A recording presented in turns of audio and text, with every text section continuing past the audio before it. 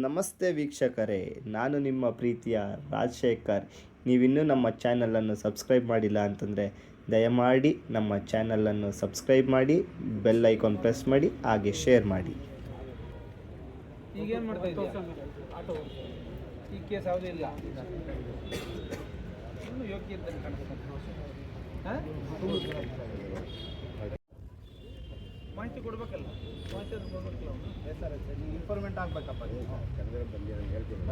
ಕರೆದ್ರಲ್ಲ, ಎಲ್ಲಿ ಮಾರಾಟ ಮಾಡ್ತಾ ಇದ್ದಾರೆ ಏನು ಅಂತ ಬಂದು ಹೇಳ್ಬೇಕು. ಯಾರು ಮಾರಾಟ ಮಾಡಕ್ಕೆ ಬರ್ತಾರೆ ಹೇಳ್ಬೇಕು. ಇಲ್ಲಾಂದರೆ ಗಡಿಪಾರು ಮಾಡ್ತೀವಿ. ಏನು ಕೇಸ್ ಅದ್ರ ಬಗ್ಗೆ ಮಾಹಿತಿ ಇದ್ರೆ ಕೊಡು. ಹಾಂ, ಇನ್ನು ಆಕ್ಟಿವ್ ಇದೆ ನೀವು? ಇಲ್ಲ ಕುಂದಮಡಿ ಒಳದ್ದು ಹೋದ ವರ್ಷ ಒಂದು ಕೇಸ್ ಆಗಿ ಸರ್. ಹಾಂ, ಬದಲಾವಣೆ ಆಗಿದೆ. ಇಲ್ಲ, ಈಗ ಏನು ಕೆಲಸ ಮಾಡ್ತಿಲ್ಲ? ಹಾಂ, ವ್ಯವಸಾಯ ಮಾಡೋರು ಯಾಕಲ್ಲ ಇವೆಲ್ಲ? ಹಾಂ, ಪುರದ ಐಟಲ್ಲಿ ಆಯ್ತು. ಈಗೇನು ಕೆಲಸ ಮಾಡ್ತೀಯಪ್ಪ? ಏನು ಕೇಸಲ್ಲಿದೆ ನೀನು? 2014 ಯಾಕೆ ಮಾಡಿದ್ರು? ಫೋನ್ ಮಾಡಿದ್ರೆ ಯಾರು ಹೇಳಿ ಹಿಂಗಿಲ್ಲ. ನೀನು ಮಾಹಿತಿನೂ ಕೊಡಬೇಕು ಪೊಲೀಸರಿಗೆ. 2007ನಲ್ಲಿ ಆಮೇಲೆ ಬದಲಾವಣೆ ಆಗ್ಬೇಕು. ಹಾಂ, ಕ್ಲೋಸ್ ಮಾಡೋಣ. ಆಕ್ಟಿವ್ ಆಗಿದೆ. ಏನು ಕೇಸ್ ಇದೆ? 24ರಲ್ಲಿ ಮೆಂಟ್ಲು ಮಂಜಾನ ಹೇಳಿ ಇವರು ಅವನು RSS. ಹಾಂ, ಈ ಎರಡು ಗುಂಪುಗಳ ನಡುವೆ ಎರಡು ಯಾಕೆ ಗುಂಪುಗಳು? ನಮ್ಮ ಮನೆಯಾಗಿತ್ತು ಸರ್. ಎಣ್ಣೆ ಫೋನ್ ಮಾಡಿ ನಮ್ಮ ಹುಡುಗ ನೋಡಿ ನಾವೆಲ್ಲ ಎಣ್ಣೆ ಹೊಡ್ಕೊಂಡು ಎಲ್ಲ ಕಿತ್ತಾಡಿದ್ರು ಸರ್. ಅವನು ಗುಂಪುಗಳು ಇರಬಾರ್ದು. ಗ್ರೂಪ್ ವಾರ್ ಇಬ್ಬರು ಒಂದೇ ಕೇಸ್. ಇವನು ಆಕ್ಟಿವ್ ಇದ್ದಂಗೆ ಇದ್ದಾನಲ್ಲ, ಬರೀ ಇವನಿಗೆ ಈಗ ಎಕ್ಸ್ಟರ್ಮೆಂಟ್ ಪ್ರಪೋಸಲ್ ಗಡಿಪಾರು ಮಾಡ್ತೀವಿ. ಇವರಿಬ್ಬರಿಗೂ ಕಳಿಸ್ಬಿಡು ಗಡಿಪಾರು. ಇಲ್ಲ ಸರ್, ನಮ್ಮ ಅಪ್ಪ ಡಯಾಲಿಸಿಸ್ ಪೇಷಂಟ್ ಸರ್. ಆಯ್ತು, ನ್ಯೂಟ್ರಲ್ ಇದೆ ನೋಡಿ. ಇವನು ಮಾಡಿ. ಹಾಂ, ಗಡಿಪಾರು ಅಂಗಡಿ ಹಾಕೊಂಡು ನಾನು ಏನಿಲ್ಲ, ನೀನು ನೋಡಿದ್ರೆ ಗೊತ್ತಾಗ್ತದೆ ಬದಲಾವಣೆ ಆಗಿಲ್ಲ. ಇಲ್ಲ ಸರ್, ನಾನು ಏನು ಆಯ್ತು, ಇವನು ಗಡಿಪಾರು ಮಾಡ್ತೀನಿ. ರಿಪೋರ್ಟ್ ಕೊಡಿ. ನಿನ್ನ ಹೆಸರು? ಹಾಂ, ನಿನ್ನ ಹೆಸರು? ಏನು ಕೆಲಸ ಮಾಡ್ತಾಯಿದ್ದೆ? ಹಾಂ, ಗಂಗೆ ತಂದು ಕೊಡ್ತಾರೆ ಹೇಳಿದ್ರೆ ನೀನು ಯಾವ ಕೇಸು?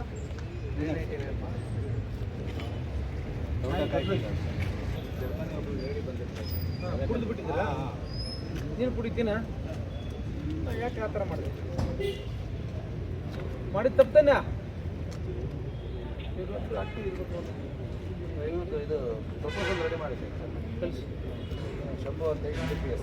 ಹಾಂ, NDPS ಬಗ್ಗೆ ಮಾಹಿತಿ ಕೊಡ್ಬೇಕಲ್ಲ. ಯಾಕೆ ಆನೆಕಲ್ಲಲ್ಲಿ ನಡೀತಾ ಇಲ್ವಾ ಗಾಂಜಾ ಗಿಂಜಾ? ಬದಲಾವಣೆ ಆಗಿದೆ. ನೀನು ಬದಲಾವಣೆ ಆಗಿದ್ದಾನೆ ಬಟ್ ಇನ್ಫಾರ್ಮೆಂಟ್ ಆಗಿ ಇರಬೇಕು ಸರ್. ಇನ್ಫಾರ್ಮೇಷನ್ ಕೊಡಬೇಕು. ನೀನು ಮಾಹಿತಿ ಕೊಡ್ಬೇಕು ಏರಿಯಾದು, ಆವಾಗ ನೀನು ಕ್ಲೋಸ್ ಮಾಡ್ತೀವಿ ಸರ್. ನಿನ್ನ ಹೆಸರೇನು? ನಾಗೇಶ್. ಹಾಂ, ಏನು ಕೆಲಸ ಮಾಡ್ತಿದ್ದೆ ನಾಗೇಶ್? ಯಾಕೆ ಯಾವ ಕೇಸಲ್ಲಿದೆಯಾ? ಮಾಡು ಕೇಸ್ ಕರ್ಪೂರು ಅದು ಅಡ್ಮಿಟ್ ಆಗಿದೆ ಕೇಸ್. ಬಟ್ ನ್ಯೂಟ್ರಲ್ ಆಗಿದೆ ಅಳಬಾ ಸರ್. ನೋಡು, ಕ್ಲೋಸ್ ಮಾಡಿ. ಹಾಂ, ಆಕ್ಟಿವ್ ಇಲ್ಲಿಂದ ಕ್ಲೋಸ್ ಮಾಡಿ. ಈಗ ಹಂಗೆ ಇದೆಯಾ?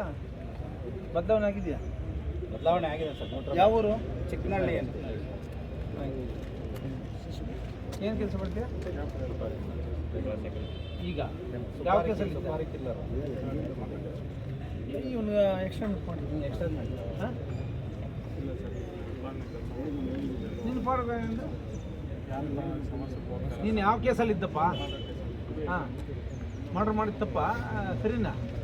ಹಾಂ, ಬದಲಾಯಿಸು. ಏನು ಮಾಡ್ತಾ ಇದೆಯಾ?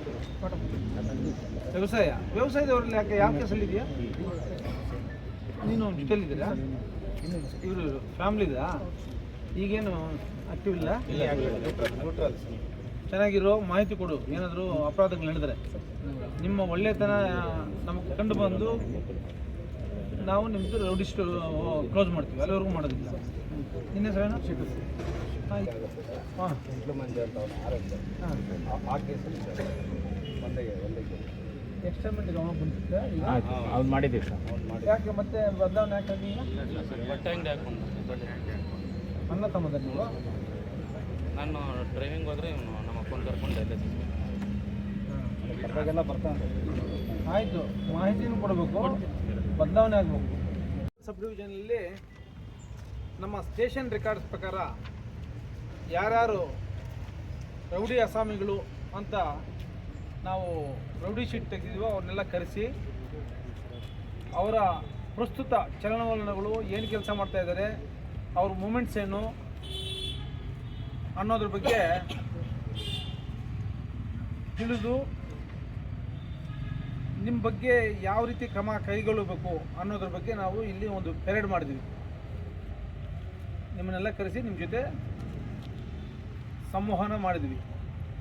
ನಮ್ಮ ಆನೇಕಲ್ ಸಬ್ ಡಿವಿಷನಲ್ಲಿ 327 ಜನ ಆಕ್ಟಿವ್ ರೌಡೀಸ್ ಇದ್ದಾರೆ, ಮತ್ತು 236 ಜನ ಇಲ್ಲಿ ಅಪರಾಧ ಮಾಡಿ ಬೇರೆ ಕಡೆ ಉಳ್ಕೊಂಡಿದ್ದಾರೆ, ಮತ್ತು ಒಂದು ಬಡ್ಡಿಂಗ್ ರೌಡಿ ಒಬ್ಬರಿದ್ದಾರೆ. ಟೋಟಲ್ 564 ರೌಡೀಸ್ ಇದ್ದಾರೆ.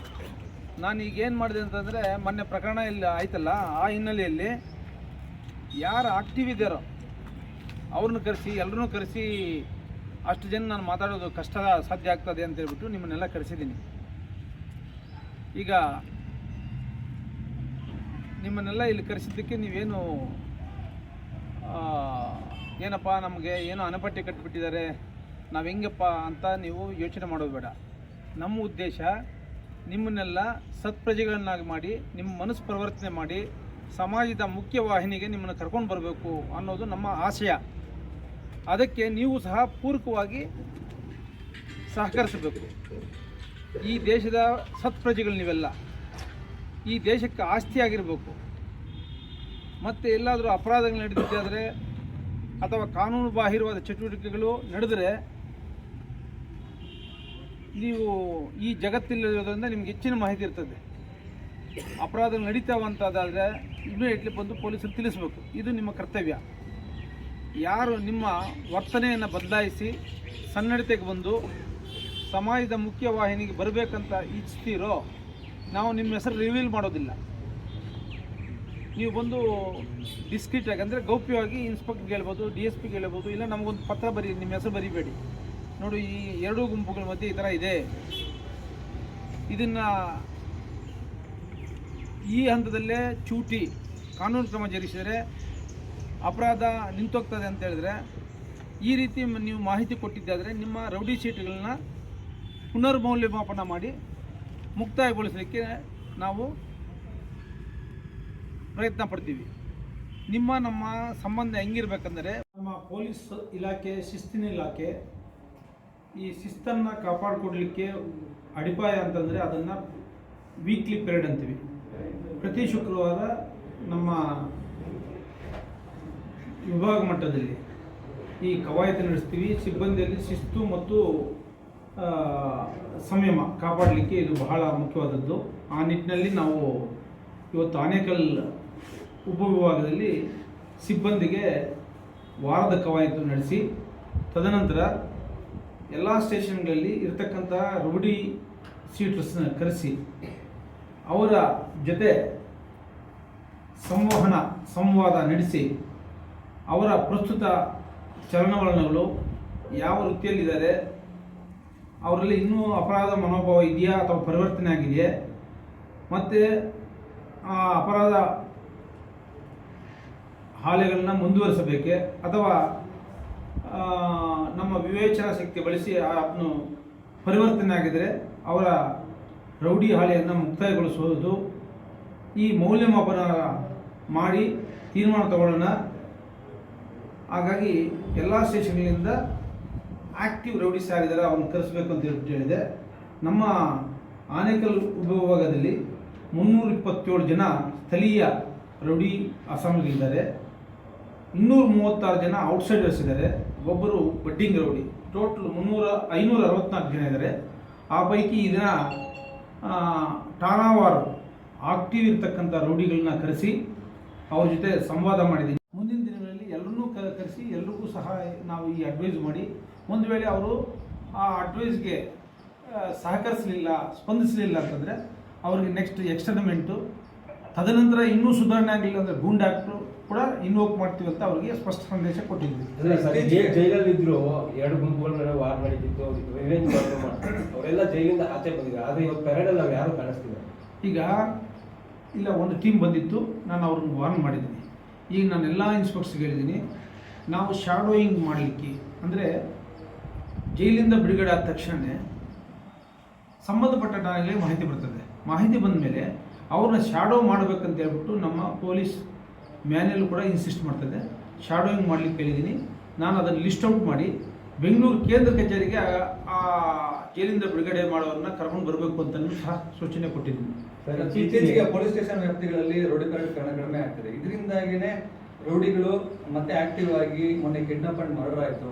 ಈ ಒಂದು ಪ್ರಕರಣಗಳಲ್ಲಿ ಭಾಗಿಯಾಗ್ತಿದ್ರೆ ಪೊಲೀಸರು ಇನ್ನಷ್ಟು ಕಾನೂನನ್ನು ಬಿಗಿ ಮಾಡಿದ್ರೆ ಈ ರೀತಿ ಘಟನೆಗಳು ಮರುಕಳಿಸ್ತಿರಲಿಲ್ಲ ಅನ್ನೋ ಮಾತುಗಳು ಕೇಳಿಬರ್ತಾರೆ. ಇಲ್ಲ, ಖಂಡಿತ ನೀವು ಹೇಳ್ತಾ ಇರ್ತಕ್ಕಂಥದ್ದು ಅದೇನು ಯಾರು ಹೇಳ್ಕೊಡ್ಬೇಕಾಗಿಲ್ಲ. ಅದು ಪೊಲೀಸ್ ಮೇಲೆ ನಮಗೆ ಭಗವದ್ಗೀತೆ ಇದ್ದಂಗೆ ಅದರಲ್ಲಿ ಕ್ಲಿಯರ್ ಆಗಿದೆ. ಅವರು ಸಮಾಜದ ಪ್ರಜೆಗಳು ಯಾವುದೋ ಒಂದು ಕೆಟ್ಟ ಸಮಯದಲ್ಲಿ ಆ ಥರ ಆಗಿದ್ದಾರೆ ಅಂಥವ್ರ ಬಗ್ಗೆ ನಾವು ನಿಗಾ ವಹಿಸ್ತೀವಿ. ಈ ಪೆರೇಡ್ ಅನ್ನೋಕ್ಕಿಂತ ಸಂವಹನ ಅವ್ರ ಜೊತೆ ಚರ್ಚೆ ಮಾಡಿದಾಗ ನಮಗೆ 99% ನಮ್ಗೆ ಮಾಹಿತಿ ಸಿಕ್ಬಿಡ್ತದೆ. ಸೊ ಚರ್ಚೆ ಮಾಡಲಿಲ್ಲ ಅಂತಂದರೆ ಮತ್ತು ಅವರು ಏನು ಚಲನವಲನಗಳು, ಅವ್ರ ಆ್ಯಕ್ಟಿವಿಟೀಸ್ ಏನು, ನೆಕ್ಸ್ಟ್ ಅವ್ರದ್ದು ಏನು ಅಜೆಂಡಾ ಅನ್ನೋದು ನಮ್ಗೆ ಗೊತ್ತಾಗೋದಿಲ್ಲ. ಅದಕ್ಕೆಲ್ಲ ನಾವು ಎಲ್ಲನೂ ಪ್ರಿಕಾಷನರಿ ತೊಗೋತೀವಿ ಅಂತ ಹೇಳಲಿಕ್ಕೆ ಇಷ್ಟಪಡ್ತೀನಿ. Okay, thank you sir.